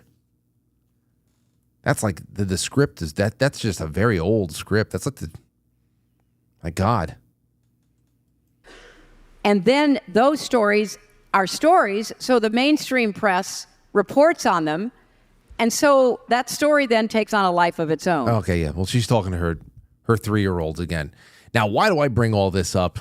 Well, obviously because it's we're getting closer and closer to the big day. They don't have a biological incident going on right now, but they are treating dis and mis and malinformation as if it is a virus and anything like that. And not for nothing, ladies and gentlemen. Let me just put it out there. One of the last things that we talked about, like I said last week before I went to the retreat, was George Soros. We spoke about George Soros and his acquisition of the second largest radio network in the country from Odyssey, and also picked up some podcast networks and all stuff like that. And how many people right now, for instance, like we established earlier on in this show, in North Carolina, who don't have power or internet right now? What do they have? What do they have as long as they have a few AAA batteries, though? Radio. I mean, you don't even need batteries. Sometimes you can get hand-cranked transistor radios, especially for moments like this. You can go get a transistor radio on Amazon right now for $20. I've got multiple of them. I've got one in each go bag. I've got AA rechargeable batteries with solar pack that you can open up that recharges the batteries, or you can get ones that don't need batteries that you just hand crank them. They're very, very important. So why do I bring this up? Because these three people, obviously, they're preparing us for a major battle, and they're harping on something that's very, very important to them and to where they want to drag everybody kicking and screaming, and that is the ability to destroy free speech. So between the cyber pandemic that we've been promised, here, look at this. This is from Laura Loomer, and a couple other people wrote on this subject here too. There was a Verizon outage today, and there's a lot of theories about what was going on there. Laura Loomer said, "I'm hearing that the Verizon outage is more than just an outage.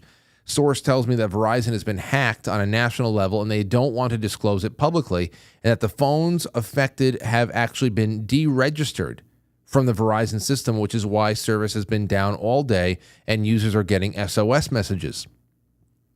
That's Verizon. That is a major provider of not only just, telephonics, but digital services like Wi-Fi and everything, your internet. I had something else over here. Here is from a member of the audience. Said, "Frank, here's some info from an employee of 7 years." Now, he sent me something. It was a team message. Said, "Team, today we announced an agreement to sell our pay TV business directly to DirecTV, including the Dish TV and Sling TV brands. You may have also seen another headline this morning about TPG. TPG is one of the largest financial investors in the world. They stepped into the pay TV business several years ago when they acquired 30% of DirecTV. They've now entered into an agreement to acquire the remaining 70% for sole ownership of DirecTV." This viewer of the audience says, "Frank, here's some info from an employee of over 7 years. We just got bought out by the big guys, BlackRock, Wellington, etc. This is quite literally how boomers get all of their information. We've gained many of their customers lately because of them removing things like OAN and Newsmax from their services. You remember? They had that big DirecTV situation. They kicked off OAN and Newsmax. Looks like we were just abruptly acquired this morning out of the absolute blue. It goes on about how it was necessary due to large amounts of debt from FCC being incredibly harsh." And then he gave me this thing over here. So you see these little acquisitions. You see the radio buyouts from George Soros that most people laugh at, or they don't even pay attention. Oh, radio, who cares? You should care. I think a lot of people in the destruction zone of Hurricane Helene, who have not been able to get really much of anything, are either very, very happy that they have some kind of way to link up with local radio, or wish that they had a local transistor radio right now too. Now the question is whether it be, between the cyber pandemic that we have been promised by the worst people in the world, mind you, and those worst people in the world who also just happen to be the same people who find new ways of expressing their disdain for free speech and unfiltered information, you just gotta put all that together and think, my God, if maybe the lights stay on but the internet goes out, what if one disaster over another, you just lose all this stuff? And then what do you have left? You have just them and your local radio station, and that's it. Now that may not be that may not be something where if it's just you in the wilderness and a small radio feed from a Soros-owned station somewhere in sticks, that it would be enough to influence you. But a lot of other people, especially in desperate situations, I think so. It's crazy. It's crazy to see all of this kind of just like forming around itself. It really is. So yeah, the line is open, 914-200-0269. I'll leave that open. I have had the hotline up all time, the entire time here. The hotline will still be up. Call in. But now I'm going to leave the 200 number up on the screen, the open line for everybody up on the screen from here on in. It's the last 19 minutes, and I'd like to get you in. Now, here, while I'm waiting for calls to come in, here's a little bit from Elon Musk. Because, again, 36 days out. Elon Musk said something that ruffled a lot of feathers. Of course. He says, very few Americans realize that if Trump is not elected, this will be the last election. Far from being a threat to democracy, he is the only way to save it. Let me explain. Even if 1 in 20 illegals become citizens per year, something that the Democrats are expediting as fast as humanly possible, that would be about 2 million new legal voters in 4 years. The voting margin in the swing states is often less than 20,000 votes. That means if Democratic Party, the Democratic Party being an operable word, succeeds, there will be no more swing states. Moreover, the Biden-Harris administration has been flying asylum seekers who are fast-tracked to citizenship directly into swing states like Pennsylvania, Ohio, Wisconsin, and Arizona. It's a surefire way to win every election. America then becomes a one-party state and democracy is over. The only elections will be the Democrat Party primaries. Has already happened in California many years ago following the 1986 amnesty. The only thing holding California back from extreme socialism and suffocating government policies is that people can leave California and still remain in America. Once the whole country is controlled by one party, there will be no escape. Everywhere in America will be like the nightmare that is downtown San Francisco. Now, I'm going to take some calls in just a second, but before I do that, I say, that's true, but what do you do? I understand that 36 days from now is a major choke point and a point where we see whether or not we have a 4-year air bubble in the capsized boat. Right now, we are swimming around in the dark of a capsized boat looking for an air bubble that gives us just enough time to figure out what compartment we try to get to first and how the hell we get out from this boat and allow the whole damn thing to sink without us trapped inside of it.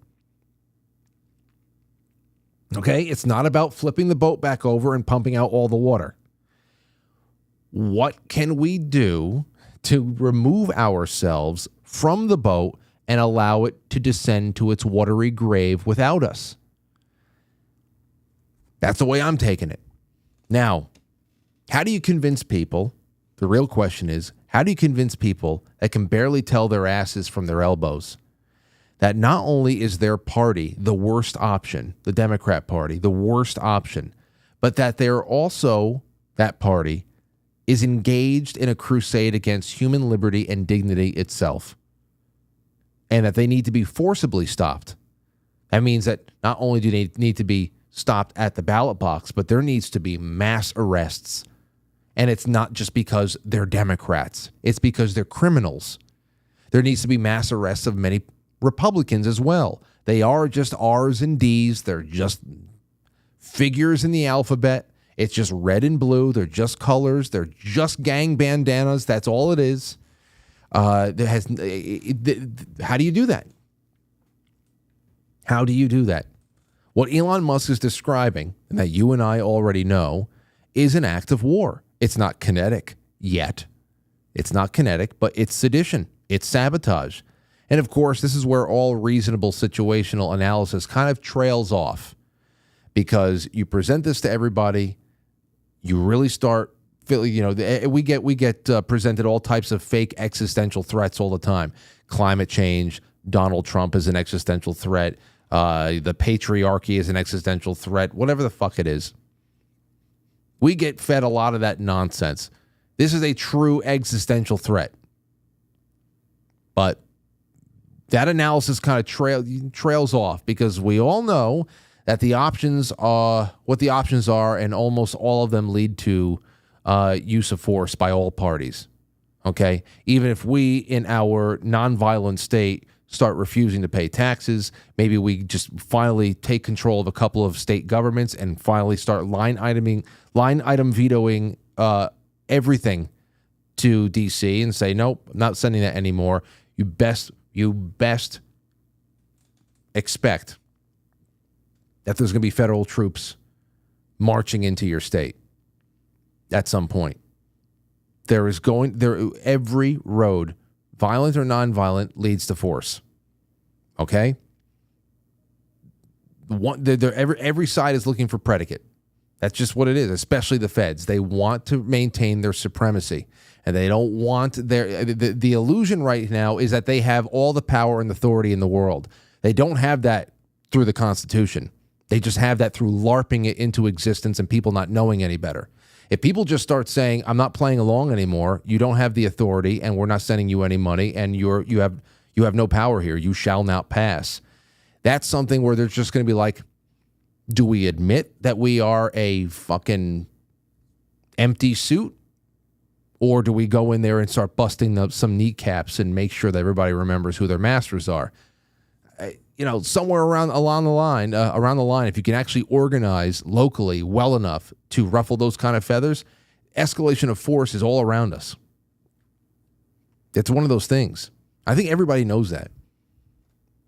I think especially Elon Musk knows that.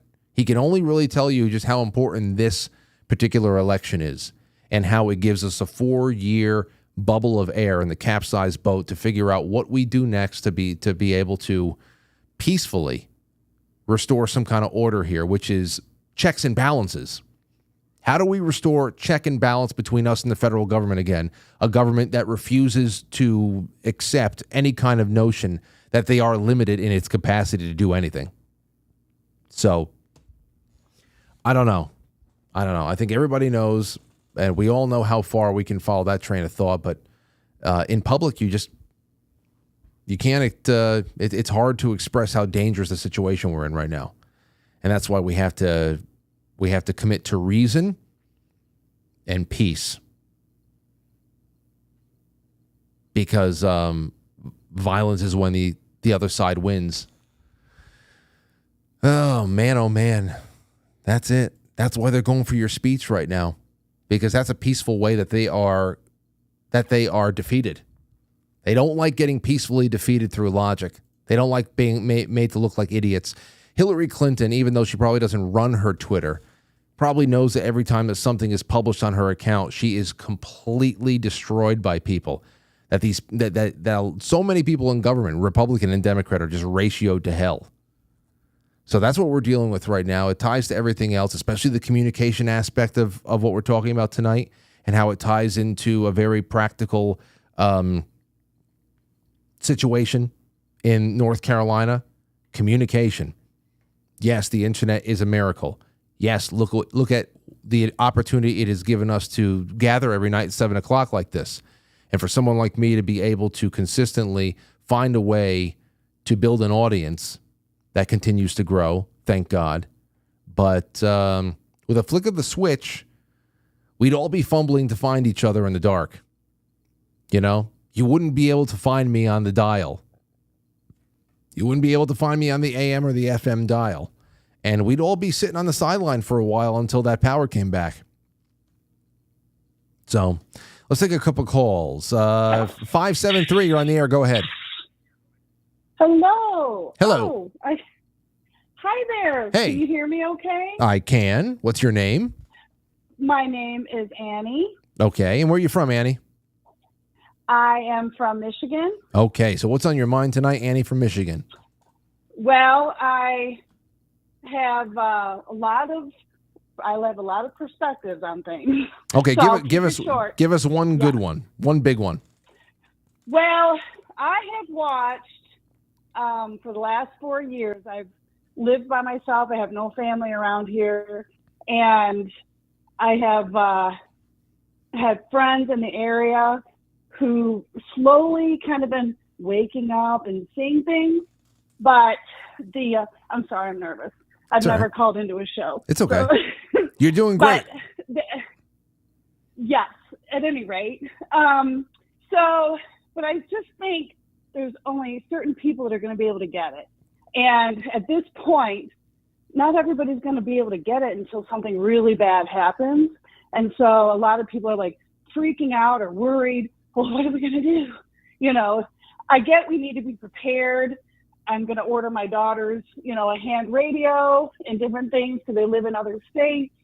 And I think that's important that we prepare, but we have to keep our faith and believe that these evil sons of bitches are eventually going to have their day. And it's not going to be by our hands, but it's going to be by people, by God's hands, because we can only control what we can control. And just be prepared and have faith, whether you're a Christian or whatever you're, Jewish or Muslim or whatever. If you see evil, you can't erase that evil. You can only prepare and have faith in yourself and what you believe. And so it's been very difficult. Like, it's been so hard to see people I care about, they just don't get it. I'm just like, and I don't even pressure people. I don't say anything, but you're just like, they have Trump derangement syndrome. I just kind of like look at them like, yeah, like, I don't even know what to say anymore. I'm just like looking at them like, I don't know what to tell you, but Yeah. I know in my heart we win. So I know we win. I know it, that we will. Well, So, great call, and thank you so much for that. And hey, listen, I hope the hell we win too. There is our caller from Michigan. Eventually, we always do. Whether or not this is the fight for the ages, can you imagine if there's something worse? I mean, I guess if we actually go into that post-human world that Timothy Alberino writes about, and how do we fight our way out of that one? I mean, eventually there has to be just a redux of the war of heaven and hell, right? Or heaven on earth, because that was a kinetic war in itself. Timothy says. Eventually, there has to be a redux. There has to be a true World War II, another Genesis war. It just has to be like, okay, well, I guess this has gotten as bad as it's going to get. Now it's time for some real fighting. And here comes the legions from heaven. I don't know. That would be really awesome to be able to see. You know what I just like? Because as far as wake-up points, I don't know. Maybe some people will get it. I think most people are just going to keep their perspectives and take it to their graves. But especially for people like Hillary Clinton, I just hope it's like at the end of Ghost, when Carl and Willie Lopez get hit. When Willie Lopez gets hit by the car, and a life of being a scumbag really just catches up with them.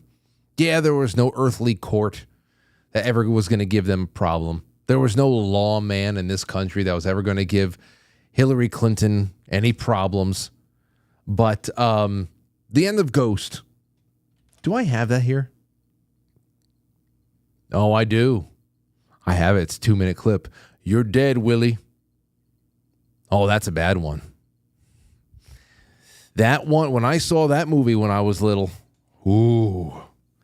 When I saw Ghost when I was little, there was just, I watched it quite a bit.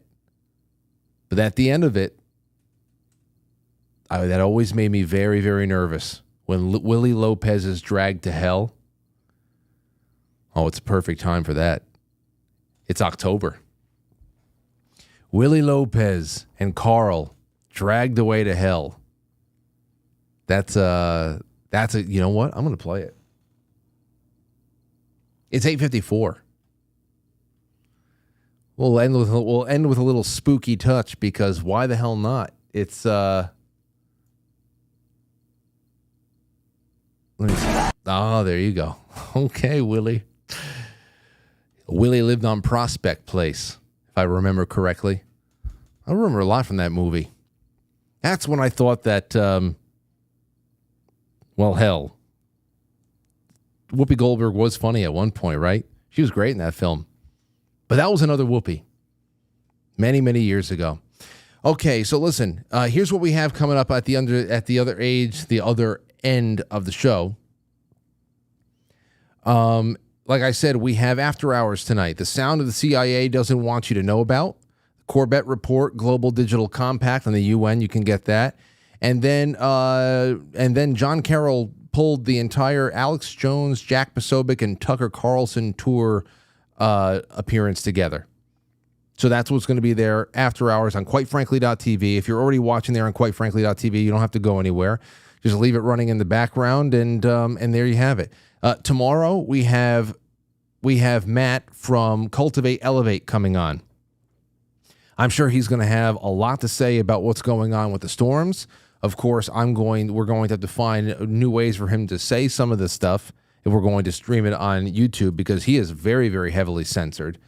And I know that they're making their way into Telegram and everywhere else. But I always love when Matt Roski from Cultivate Elevate is on, and we'll be able to talk about that, radio communications, God knows what else. And that'll all be right here on quitefrankly.tv at 7 o'clock. So with that, let me make sure I get all of my super chats out of the way. Brother Zoso says, gotta let the sailors know if the dress fits Aurora. I can't take the pressure. Well, I have to go to the P.O. box tomorrow.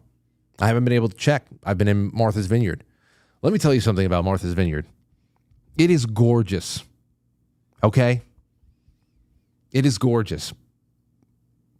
But the people there are fucking insane. And they're so nice. They're nice because they can't detect what's going on in your head. Okay? It's really like Invasion of the Body Snatchers. You have to pretend like, I'm just happy to be here, and skipping down the road, Don't let anybody know. And there's American flags everywhere, 4 American flags to every gay flag, but still, American flags everywhere. And I said, I looked over at Lauren, and we're walking through these picturesque neighborhoods. Beautiful. What an awesome place.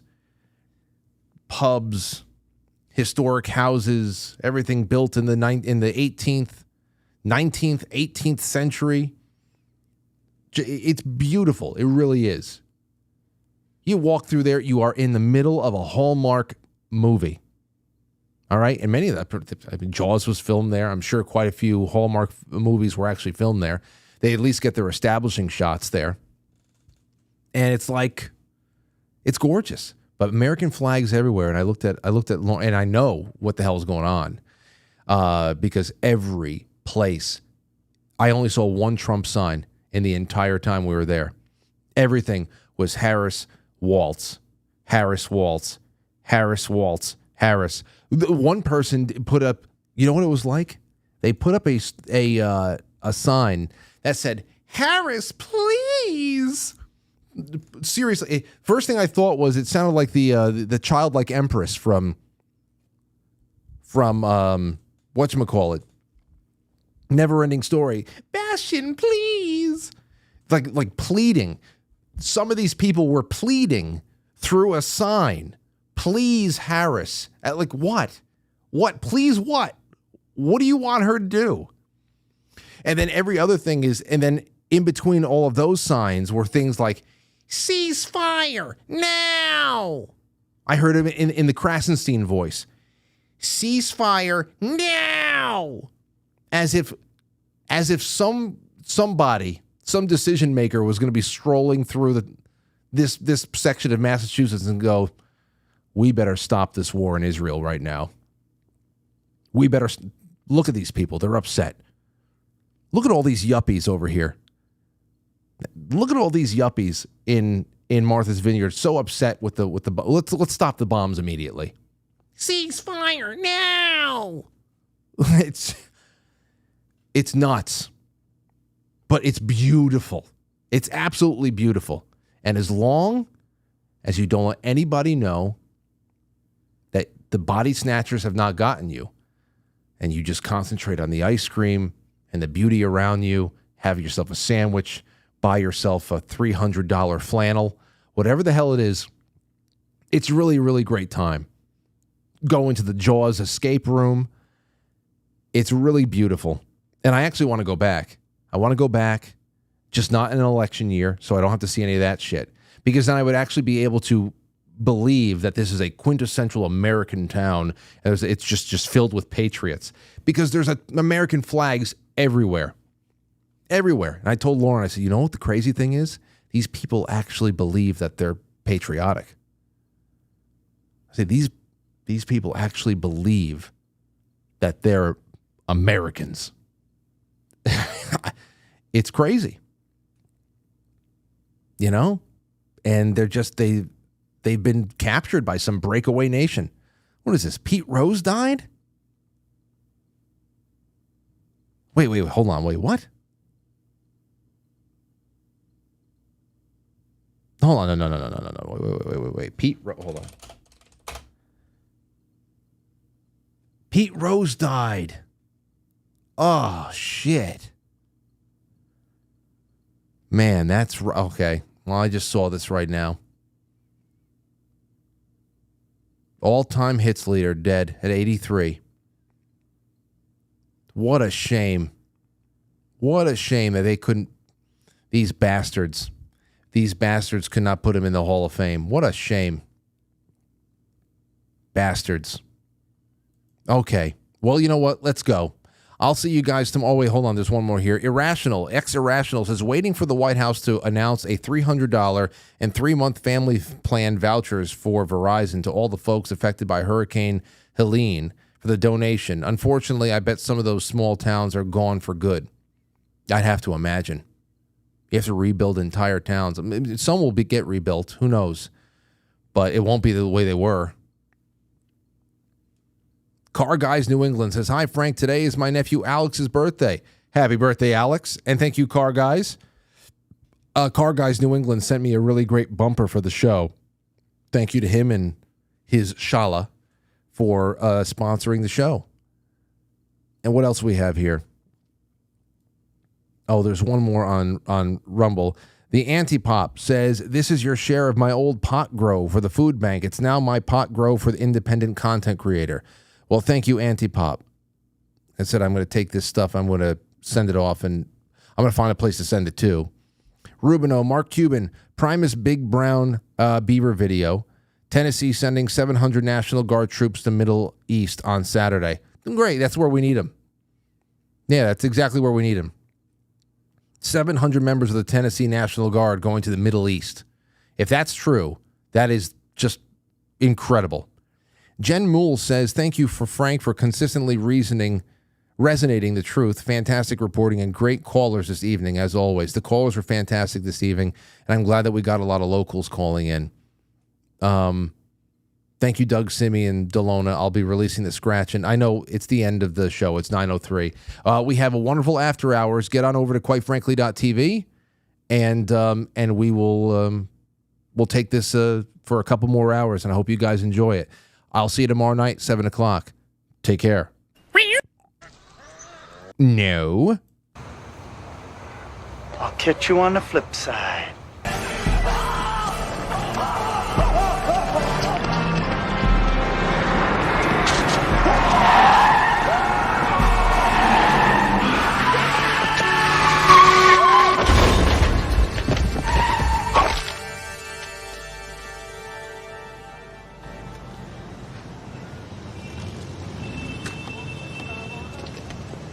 Can't run forever, Hill.